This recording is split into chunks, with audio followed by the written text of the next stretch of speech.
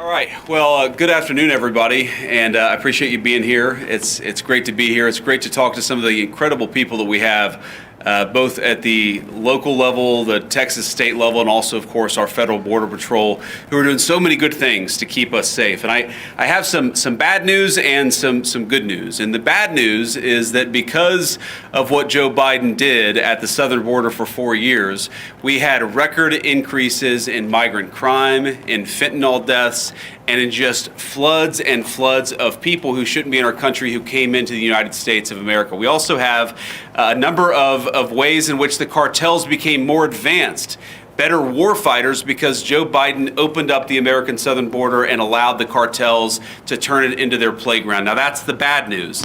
The good news is, as President Trump said last night at the State of the Union, it turns out we didn't need new laws, we didn't need fancy legislation, we just needed a new president of the United States, and thank God that's exactly what we have. And I will say that the most heartening message that I take away from my visit here at the Texas border is the number of Border Patrol agents who have come up to me and said thank you, or said because of this, we've cut the number of border crossings from 1,500 a day to 30 a day. Or the people who have come up and said we've seen a reduction, an 85% of the number of people who are dying at the American southern border. And every single day that we continue to keep this border safe, that means less migrant crime, that means less fentanyl coming into our communities, that means more safety and security for the people of the United States of America. And of course, we know the border problem, the border crisis under Biden's administration was a national crisis, but it acutely affected the communities right here. And I've already heard heartbreaking stories of people who are still picking up the pieces, local mayors who are still dealing with the budgetary consequences of what the Joe Biden administration allowed to happen at the American southern border. And that, too,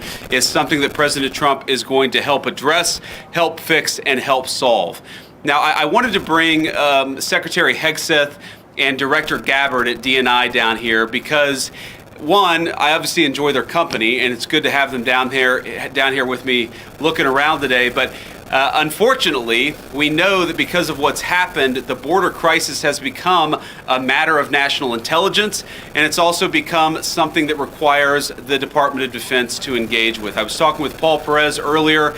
The drone technology that the cartels are using requires, unfortunately, a military response and military support. So it was important for Secretary Hegseth to see what's going on, because we know that the millions and millions of people who were let in over the last 4 years, many of them are connected to foreign terrorists. It's important for our leader of national intelligence to get a sense of what's here on the ground. So before we take questions from the press, and all of us are willing to take questions, I want to give Secretary Hegseth and then Director Gabbard an opportunity to say a few words themselves. Mr. Secretary. Well, Mr. Vice President, thank you very much for inviting us.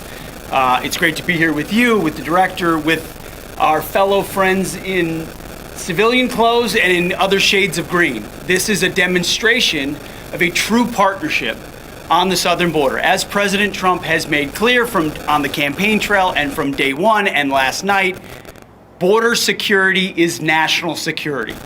And from the Defense Department, we've watched for a couple of decades other people's borders being secured while ours was open for an invasion of drugs and of violence and of chaos for American communities. That stops under President Trump. And the Defense Department has assets that we can bring to bear, not just troops, not just surveillance, not just equipment, but actual planning and capabilities that enhance what Border Patrol is already doing, which is why it's been incredible to hear from our partners about what we've been able to allow them to do, facilitate them, and we've seen it in the numbers. 98% drop in crossings on the southern border. We're not yet at 100% operational control, but we are on our way because that is the mandate that the president has given us. So more resources are coming to this border. We are dedicated to securing it. That's the reason for our trip and our partnership. And I want to thank all the men and women who've been doing it recently in uniform, who have been doing it a long time right here, have dedicated their lives to securing the American people. And at the Defense Department, we are committed to continuing to being a big part of it. So, Mr. Vice President, thanks for having us. Absolutely, man. Appreciate Thank you. Great. now Director of National Intelligence, Tulsi Gabbard. Tulsi. Thank you, Mr. Vice President, for your leadership in bringing the country's attention to what has been happening here at the border and the significant change that has already occurred under the short time that President Trump has been in office. Really, what you're seeing here today and what you'll continue to see is a unified effort across President Trump's national security team, the Department of Homeland Security, towards our mission, which is to ensure a safe, free, and prosperous society for Americans. As Director of National Intelligence, there are a number of areas where we are focused. The President talked about in his speech, over 21 million people have come across our borders illegally under Joe Biden's administration. There are many of them that we don't know who they are. They have not been vetted. We don't know where they are. I'll give you one quick example of one of the problems that we are getting after. From Central Asia, there were over 4,000 people who came across our borders using an ISIS-affiliated network. Our National Counterterrorism Center went through and identified those individuals. There were hundreds of them who were either known terrorists or associated with known terrorists. That information was provided to the Biden administration. You may remember in some of the news, a little over 100 of those people were arrested in 2024. Of those who were arrested, only 8 were either deported or remained in custody. Only 8. The rest of them were released back into our country.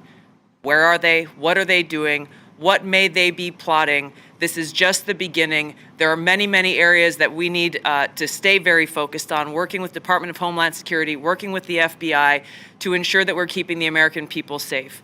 Our Counterterrorism Center is working on making sure that we have that single source for vetting so that we can figure out who is actually in our country and identify those who pose a threat and get them removed. The President's designation of the cartels as foreign terrorist organizations falls directly into this, especially as we're seeing some of the tactics that these cartels are using reflect some of the tactics that we've seen used by Islamist terrorists in countries that many of us have served in overseas. Our mission is very clear. Our objective is to keep the American people safe. I'm grateful to be a part of this team that President Trump has assembled to accomplish that mission. Thank you. Great. So before I take questions, let me just say 2 final things. First of all, the reason why we've seen, as Pete said, a 98% reduction of border crossings, the reason why this particular site has gone from over 1,500 crossings per day to 30 crossings per day is because President Trump has empowered and, in fact, demanded that his whole government take the task of border control seriously. And that's exactly what we're doing. And of course, and this leads me to my final point before we take questions, it is impossible to do without the men and women on the ground who are actually doing the hard work. They just want to be empowered to do their jobs.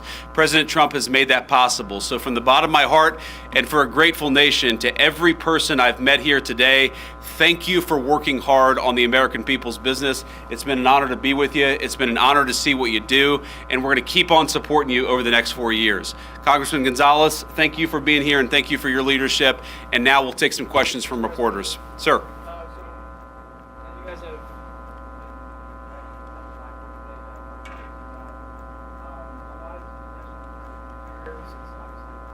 Sure. What is, in your opinion, the biggest obstacle to actually carrying out mass deportations? Even though, yes, apprehensions and arrests and deportations have gone up in its first month, but a lot of people are expecting a bigger capacity for deportations. Yeah. What's the So let me say a few things about that. So first of all, Rome wasn't built in a day, and we have seen pretty significant increases in deportations and apprehensions and arrests.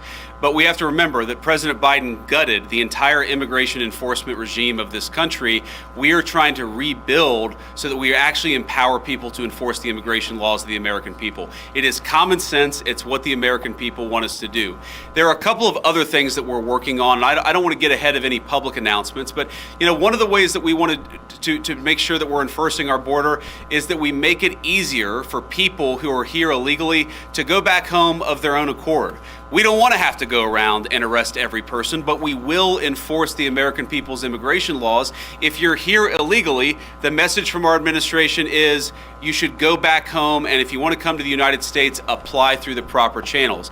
That's an important thing that we're doing. And the final thing is this costs money. One of the most important parts of the president's reconciliation priorities is, of course, tax reform on the one hand, and on the other hand, making sure that we get proper resources so that we can pay for the flights, and we can pay for the detention centers, and we can pay for all the components necessary to ensure that we're re-migrating illegal immigrants back to their country of origin. I guarantee it is a part of the president's priorities. We'll keep on working on it. We've made a lot of progress, but we're going to keep on working on it over the remainder of the president's term. Yeah, go ahead. Mr. Vice President, I want to ask you about border wall and tariffs. But first on the border wall, how do you and the president... Could you say your outlet, by the way, when you guys ask questions? Yeah, Reagan Reese, Daily Caller. Thank you. How do you and the president define success this term with the border wall, and how much of the southern border wall needs to be walled off before Trump leaves office? Well, look, I think the president's hope is that by the end of the term, we build the entire border wall. And of course, that's the physical structure of the border wall itself. But we even heard today, there are so many good technological tools, so many great artificial intelligence enabled technologies that allow us, for example, a camera, not a person, but a camera picks up somebody 2 miles away who's about to come across the southern border. Maybe it's livestock, right? Maybe it's a critter in the desert. Maybe it's a human being with a weapon on their back. We're using artificial intelligence to make us better at the job of border enforcement, but we've got to make sure that technology is deployed across the entire American southern border. We're going to do it as much as we can, as broadly as we can, because that's how we're going to protect the American people's security. President, on the tariffs. Yeah, go ahead. Last time they were paused because they deployed 10,000 troops to the border. What can they do this time to make the tariffs go away?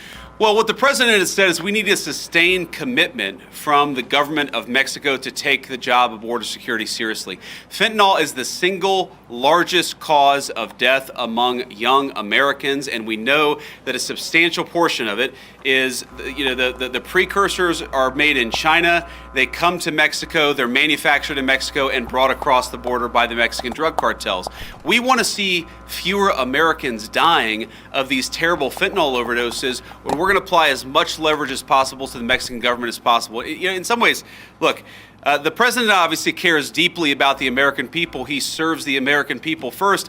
I actually think he's doing a huge favor to the people of Mexico, because if they don't get control of these cartels, the people of Mexico are going to wake up in a narco state where the cartels have more power than their own government. President Trump is trying to help. The Mexican government needs to take this issue of immigration enforcement seriously. Mr. Vice President, In the back, yeah. Mr. Vice President, Ali Go ahead. Bradley, News Nation.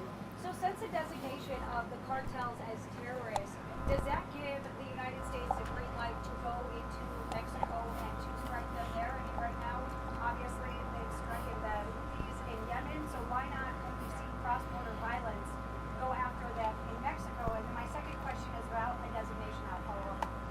Go ahead and ask the second question. Why isn't the Juarez/La Línea cartel designated when it's in one of the most deadliest places on the planet? Juarez has been designated as one of the deadliest cities. It's right across from El Paso. We've talked to community leaders. They say we know Juarez cartels operating in the U.S. and so are their affiliates. We don't even want to talk about it out loud though, because it will put a target on our back.